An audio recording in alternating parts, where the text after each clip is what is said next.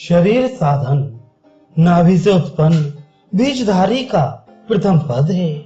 सम में परम पद उपस्थित है। वायु तथा ईशान कोण में युक्त होकर ओमकार द्वारा प्रदीप्त होता है। अकारांत मकार सभी दिशाओं में अधिष्ठित है। पूर्व वर्च तथा दीर्घांत नैऋत्य दिशा का आश्रय लेकर स्थित है। इकारांत पकार वायव्य दिक् का आश्रय लेकर स्थित है। इकारांत नकार ईशान दिक् के बाहर स्थित है। आद्य निश्चित रूप दक्षिण है, द्वितीय उसके दक्षिण है, पुनः 8 बाहर है। मकार द्वितीय है। उकार अथवा रे तृतीय पद का आश्रय करके स्थित है। आ से दीप्त होकर मकार नैऋत्य स्थान में अवस्थित है। उसके उत्तर में पकार द्वितीय पद्म का आश्रय लेकर स्थित है। इस प्रकार निम्न बिंदु शिव पूर्व पक्ष का पूर्ण करके स्थित है। जिस प्रकार पूर्व पक्ष उसी प्रकार उत्तर पक्ष होगा। अक्षर का भेद नहीं होता, अक्षर में उसका निश्चय होता है। आ का चा टा ता पा वर्ण है। आ वहां नीचे से व्योम है। यू ऊपर से ओम, उबा से लेकर आवा या पर्यंत मूल में अंकित वर्ण के षोडशत्व व्योम व्यापी तथा व्योम रूप पूर्व पक्ष सिद्ध है। प्रथम तो वही है। मध्यम में विधिक स्थित पाप मुक्त पुरुष को जानना चाहिए। इकारांत शाह श ये 4 पुरुष कहे गए हैं। एकार तथा स्वर आदि में बिंदु दीप्त नकार उसके दीर्घांत के पश्चात जो है वह है आयत। थकार तथा यकार है प्रकृत स्वर। नकार तथा आयत इन सब स्थानों में विसर्ग जानना चाहिए। मूल में अंकित या हा वा से आ न पर्यंत षोडश विसर्ग व्यापी शिव अनंत अनाथ मधुमास है। प्रथम आ सिद्ध है, द्वितीय प्रधि है जिसमें अंत में रेफ है। प्रकृति के अंत में तकार दीर्घ युक्त है, बाद में हिर्स है। उसी प्रकार उकार तथा वकार को भी जानना चाहिए। शांत अर्थात जिसके अंत में शाह है ये नित्य है जो ओंकार से दीपित है। गा शा ठा इत्यादि कारांत द्वितीय है, ये द्वितीय प्रधि है। आ का चा टा इत्यादि मूल में अंकित षोडश स्थित ध्रुव शाश्वत योग पीठ के लिए तृतीय प्रधि सिद्ध है। मध्यस्थ होगा प्रकृति जन एवं उसका जल भी वही होगा। उस नित्य वस्तु को योगी के लिए पूर्वोक्त के समान जानना चाहिए। जो आद्य यकार है वह आहत अश्य स्वर के समान नहीं है, मध्य में है। नमस्कार एवं अंत पद में है विसर्ग। विंध्वंत पूर्व पक्ष है, बाद में निश्चित विसर्ग है। इसे वसंत ऋतु जानना चाहिए। पहले शुभ ग्रीष्म आदि की बात हो चुकी है। हा वा आ हा वा नीचे है, व्योम इसके ऊपर है। ईशा या इत्यादि मूल में लिखित वर्ण षोडश विसर्ग है। स्थिति इत्यादि मूल में अंकित मंत्र चतुर्थ प्रधि है। द्वितीयांत है माधव मास वसंत ऋतु। उकार दीपित मकार होगा। रेफ के पश्चात इंद्र का आयुध धनुष या तथा ता स्वर युक्त होंगे। पा तथा चा स्वर युक्त तथा कादे रेफांत योग होंगे। उसके पश्चात खद्योत तथा जैसे कहा गया हृदय जानना चाहिए।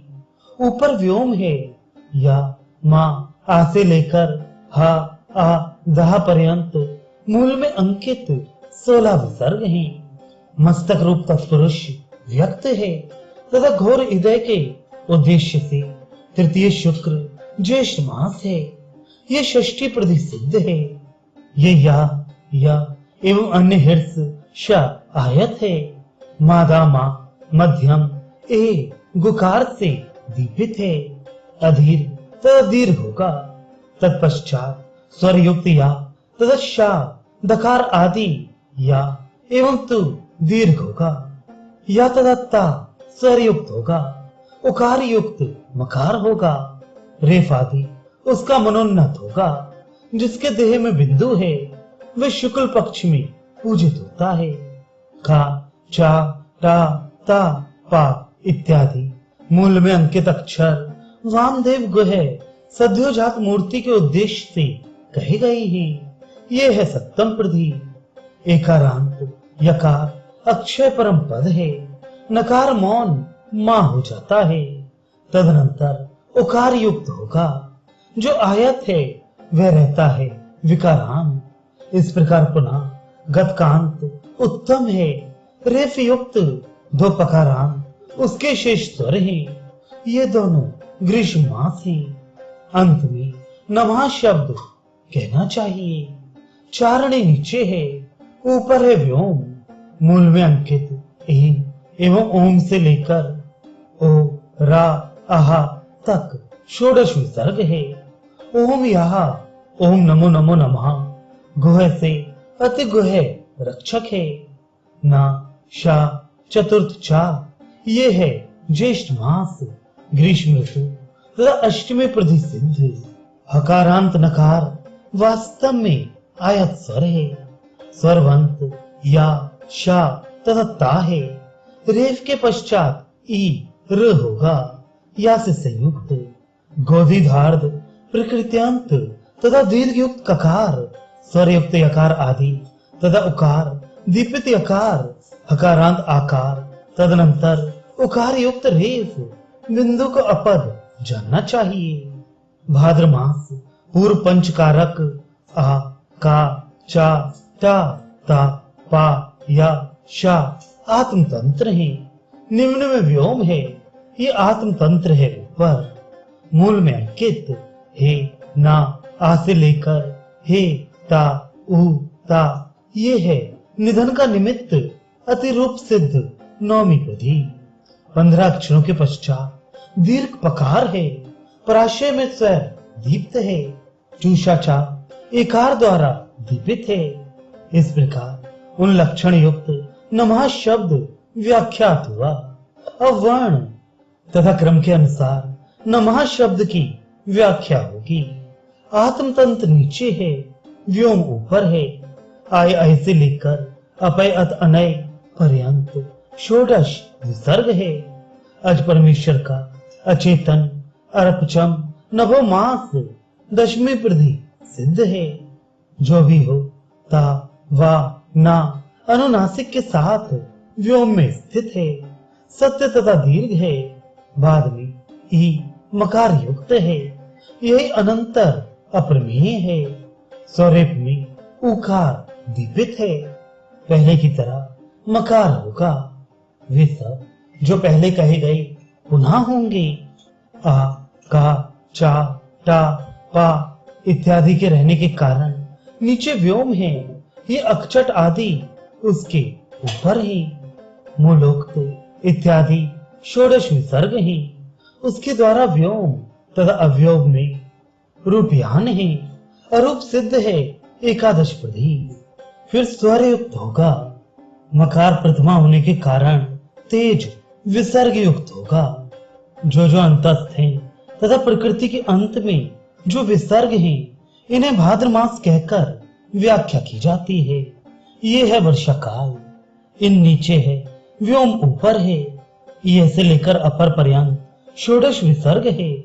ओम ज्योत से लेकर षष्ठो वाह पर्यंत भाद्र मास है। वर्षा ऋतु ये है सिद्ध द्वादशी प्रधि। ईशा आदि गकार है। उसमें अश्चल लग्न है। उसमें एकार आद्य होगा। धुकार एवं आद्य या उसी तरह भस्मेशाद्य अकार के पश्चात दीपित है एवं नकार एकार के द्वारा दीपित है। का, चा, टा, ता, पा या शा भूत के निम्न है। व्योम ऊपर है। अधुर अयम इत्यादि से लेकर आन या ए षोडश तत्व हैं। अरूप, अनग्न, अधूप, अभस्म, अनादि त्रयोदश प्रधि सिद्ध है। दीर्घ नकार तथा उसके दुकार को उकारांत समान जानना चाहिए। वे उकार उभय दीपित है। अकार विसर्ग रहित रास्वा वसु विसर्ग युक्त है। शाक्षर ये क्रांत विसर्ग से विभूषित है। नीचे पृथ्वी, व्योम ऊपर, आन आन से लेकर ओम आवसाह पर्यंत षोडश तत्व है। नाना नाना से लेकर स्व आ सप्तमो रसा पर्यंत आश्विन मास है। ये चतुर्दश प्रसिद्ध है। ऊर्ज का अर्क आदि होता है। नद एकार द्वारा दीपित धा तथा ना स्वर युक्त है और नी तथा धा ये दोनों ना कहकर कीर्तित हो गए। ओमकारांत नकार का भदे भव स्वर युक्त है। प्रकृति के साथ सोमकार तथा शकार बिंदु है। आ का चा टा ता पा या शा पृथ्वी के नीचे है। व्योम ऊपर है। मूलोक्त आ ई ना से लेकर अवा आ सा षोडश तत्व अनिधन निधनोद्धव शिव है। पंचदश प्रसिद्ध है। रे पूर्वक दकार आ के पश्चात स्वरयुक्त मानव आदि मध्यांकार के साथ स्वरयुक्त सकार पकार दीपित हा साक्षात दीर्घयुक्त हकार एकार द्वारा दीपित वह स्वहा एवं स्वरयुक्त रा ऐसे उभयता दकार अंतवती श्रेखा लक्ष्मणार्थ ये है शरद ऋतु। पृथ्वी नीचे, व्योम ऊपर, अर्चा से लेकर अस आध्या षोडश विसर्ग कार्तिक मास शरद ऋतु। असिद्ध षोडश प्रति एकारांत के साथ एव तरादि छांतव ना तथा मा दीर्घ उसके साथ एकार युक्त होगा। हकार स्वर युक्त होकर दो शा द्वारा दीपित इत्यादि। भूमि नीचे है, व्योम ऊपर है। एव अवसर से लेकर ईव अव षोडश तत्व तथा ईश्वर है। गणाधिपति हमें मुक्त करो, ये असिद्ध सप्तदश प्रति है। स्वरयुक्त दो मकार शेष विसर्ग इसे एश कहा है। ये है पौष मास। भूमि है निम्न, ऊपर है व्योम। अव अपर से लेकर अम और अव षोडश विसर्ग व प्रथम सर्वभव अनवमान पौष मास। ये अष्टादशी प्रसिद्ध। भा आदि ओकारांत वा दादि भा स्वरयुक्त वा शकार रेफान वा तथा द्विरकांत ता उकार युक्त सा एवं रेफांत शा रेफ के पश्चात दीर्घ युक्त दीर्घांत इस शुक्ल बिंदु के द्वारा दीपित है। का चा टा ता पा या शा इतरेतर है। इसके ऊपर है व्योम। भा ओम था से लेकर अस आरत अस पर्यंत षोडश तत्व है। समस्त प्राणीगण का उद्धव सर्व सुखप्रद तथा सकल साध्य का सिद्ध है। ये है 19 प्रति। सम्यक सिद्धि हेतु अन्य व्रत का आचरण करे। जैसे मैं तंत्र से कहूंगा, समस्त प्राणायाम बीज तत्व के द्वारा धारण करे। पंचाग्नि साधन रूप मंगलमय अंग द्वारा व्रत होकर वायु भक्षण करके 3 दिन पंचाग्नि साधन करे तथा 3 दिन जल में जप करे। गुरुदेव के आदेश को लेकर भस्म लगाकर भस्म तथा जल में अंतर्धर्मा होकर अहम पद मस्तक में रखकर यथोचित भोजन करे। ये इस योग की सर्वदा की विधि है। इस पुण्य व्रत का आचरण करके सब पापों से मुक्ति मिलती है और समस्त सिद्धि के साथ पूजा होती है तथा ज्ञान भी प्रवर्तित होता है। साधन में जो दैव, मनुष्य, शरीर जात तथा आसक्ति के कारण दोष उत्पन्न होता है, वे इस व्रत से निश्चित ही नष्ट हो जाता है। भूत वृतांत सिद्धि के लिए एकांत मनोरम स्थान में अपने समान सहायक रखकर बीज मंत्रों द्वारा पाप निर्दग्ध कर दिया जा सकता है। एकादश व्याधि नाश हेतु अंगुष्ठ को मस्तक पर लाकर उनसे ललाट को दबाने से समस्त विघ्न शांत हो जाते हैं। सबके आहार के लिए यथाक्रम से आचरण करें। जल में जल का पान करें अथवा 4 तोला परमाण बकरी के दुग्ध का पान करें। जप में समर्थ व्यक्ति इन विघ्नों को लक्ष्य करके मेघ ध्वनि, विद्युत, वृष्टि से, सागर की क्षुब्धता, तूफान आदि, वारुण नामक व्रत से, मत्स्य आदि, आग्नेय व्रत में कपला गौ के दूध से घृत निकालकर उसका भोजन करके व्रत का आचरण करें। अग्नि व्रत में तदनंतर कुछ दीप्त होकर तथा शुक्ल अर्घ्य का जल ग्रहण करी। वायु व्रत में वायुपान करी तथा श्वेत वर्ण की बकरी के दुग्ध का भक्षण करी। विघ्न परिलक्षित होते ही विद्युत पात दारुण बात छोड़ दुख उपस्थित होने के पूर्व तक गाय का दुग्ध पान करे तथा व्रताचरण करे। सभी प्राणियों में व्रत आचरण में अशक्त व्यक्तियों को विघ्न परिलक्षित होता है। सृष्टि का विनाश, नक्षत्र आदि का पतन, भूत योनि व्रत करे। इन सब में से किसी एक व्रत के आचरण द्वारा इसे करे। एक मास में व्रत द्वारा सिद्ध हो जाने पर सब कामनाएं इससे सिद्ध हो जाती हैं। इस व्रत द्वारा दिव्य, भौम तथा निज देह जात रोगों को विनाश करे। मंत्रज्ञ साधक शांति कर्मों में इन्हीं व्रत का पालन करे। सूर्य के व्रत में शाकाहार करना चाहिए। साध्य, ऋषि, वसुगण तथा सबको सर्वतोभाव से देखे। इन सब मंत्रों का विधान विघ्न नाश के लिए कहा गया है। बीच में ध्यान करे, तत्व तथा हृदय मंत्र का जप भी करे।